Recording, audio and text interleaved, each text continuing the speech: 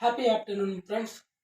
ఈరోజు 19థ్ అసైన్‌మెంట్‌లో భాగంగా ఆహ్, మిమ్మల్ని మీరు ఒక టీమ్ లీడర్‌గా ఊహించుకొని, మీ యొక్క టీమ్ అభివృద్ధికి ఏ విధంగా సహాయపడతారో అది చెప్పమని చెప్పడం జరిగింది.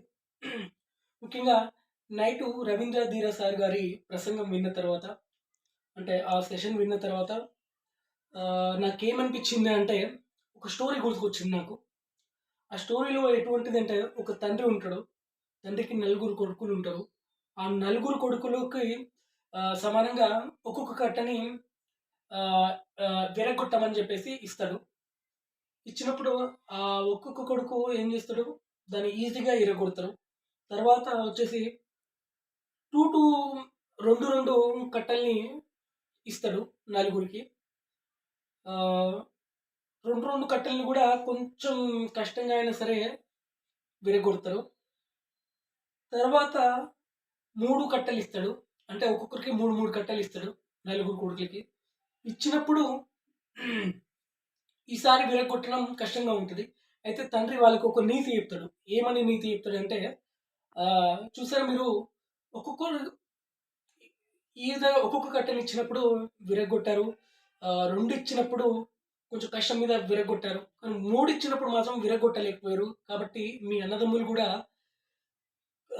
ఒక్కొక్కరుగా ఉంటే మిమ్మల్ని ఎవరైనా ఏమైనా చేయొచ్చు. అంటే ఆహ్, హ్మ్, మీరు జీవితంలో సక్సెస్ కాకపోవడానికి కారణం గూడా అయితది. కాబట్టి మీ అన్నదమ్ములందరూ గూడా కలిసి ఉంటే, అంటే కలిసి ఉన్నప్పుడు మాత్రమే ఒక సక్సెస్ సాధించగలరు. అంటే దానికి ఉదాహరణే ఈ కట్టెలు. ఒక్కొక్కరికి ఒక్కొక్కటి ఇచ్చినప్పుడు విరగొట్టారు. 2 ఇచ్చినప్పుడు కష్టం మీద విరగొట్టారు. 3 ఇచ్చినప్పుడు విరగొట్టలేకపోయారు. అంటే దాని అర్థం ఏందంటే, మీరు 3 అంటే మీరందరూ కలిసికట్టుగా ఉన్నప్పుడు మీ దగ్గరికి ఏది వచ్చినా గూడా మీరు ఎదుర్కొనే శక్తి ఖచ్చితంగా మీకుంటది. మిమ్మల్ని ఎవరు గూడా విడదీయలేరు. మీ సక్సెస్‌కి ఆహ్, కారణమైన రిజల్టు ఇది అని జెప్పేసి వాళ్ళ కొడుకులకి చెప్పడం జరుగుతది. కాబట్టి ఒక కుటుంబ పరంగా జూస్తే ఆ తండ్రి ఆ కొడుకులకు అటువంటి మాట జెప్పినప్పుడు ఒక టీమ్ లీడ్, అంటే ఆ తండ్రి అప్పుడు అక్కడ టీమ్ లీడర్‌గా ఉన్నాడు. అయితే ఇప్పుడు గూడా నేను చెప్పాలనుకుంటున్నది ఏంటంటే, నేను కూడా ఒక టీమ్ లీడర్ అయితే, నేను ఒక అడ్వొకేట్‌ని ఇప్పుడు. అడ్వొకేట్‌ని కాబట్టి నాకు మాత్రమే తెలుసు అని జెప్పేసి నేనే అన్ని పనులు చేయలేను. నేనే అన్ని పనులు జేయాలంటే నా ఒక్కడి వల్లే గూడా అన్నీ కాదు. కాబట్టి నాకు అడ్వొకేట్స్ అందరి ప్రోత్సాహం గావాలి కంపల్సరీ. అప్పుడు అడ్వొకేట్స్ అందరికి టీమ్ లీడర్ అయితే, వాళ్ళందరూ వాళ్ళ యొక్క మాటలు ఏవైతే ఉన్నాయో అవన్నీ కూడా నేను వింటాను.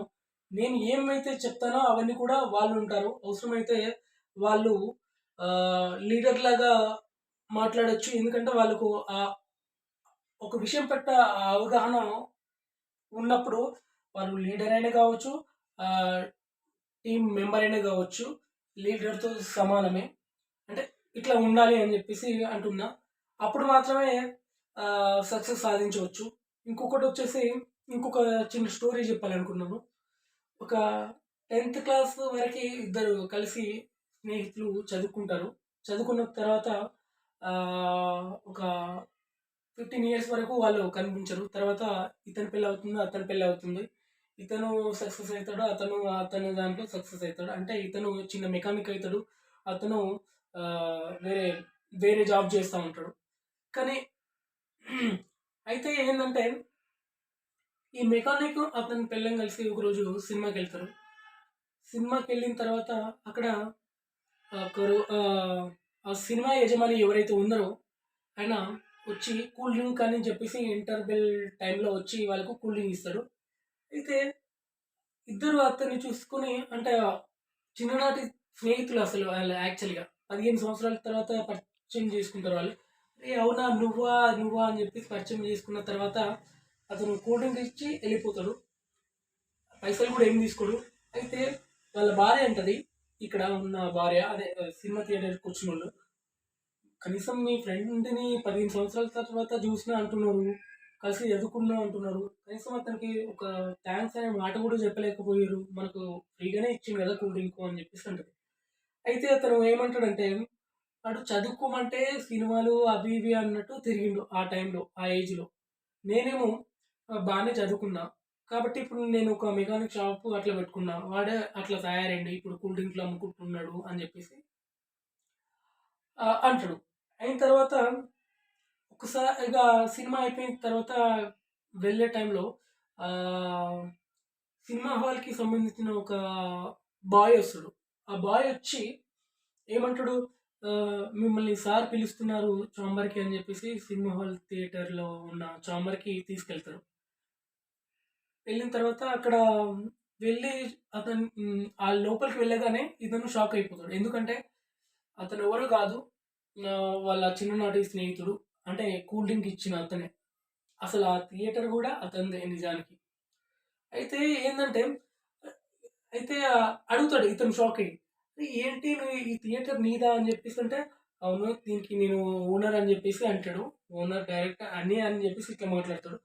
అయితే మరి ఏంటి నువ్వు మరి కూల్ డ్రింక్ ఇచ్చావు మరి అని జెప్పేసి అంటే అతను మానేసాడు ఇవాళ. కాబట్టి నేనొచ్చి కూల్ డ్రింక్స్ సర్వ్ చేశాను అని జెప్పేసి అంటాడు. అయితే అంటే దీంట్లో మనం నేర్చుకోవాల్సిన విషయం ఏందంటే, ఒక టీమ్ లీడర్‌కి కావాల్సిన లక్షణాలు ఇక్కడ ఈ కథ చెప్పడంలో. ఆ లక్షణాలేందంటే అదే. ఇప్పుడు ఆయన ఒక యజమాని అయ్యి గూడా ఆ థియేటర్‌కి యజమాని అయ్యుండి గూడా తను సర్వ్ చేసే బాయ్ ఒకతను రాకపోతే తను కూల్ డ్రింక్స్ ఇచ్చాడు. అంటే దాని అర్థం ఏందంటే నిన్న రవీంద్ర ధీరా సార్ చెప్పినట్టుగా నాయకుడు అనేటటువంటి వాడు అవసరమైతే వెనుక ఉండాలి. అవసరమైతే ముందు ఉండాలి. మిడిల్‌లో గూడా ఉండాలి అని జెప్పాడు. దానికి ఉదాహరణని ఇది అని జెప్పేసి నేను చెప్తున్నాను.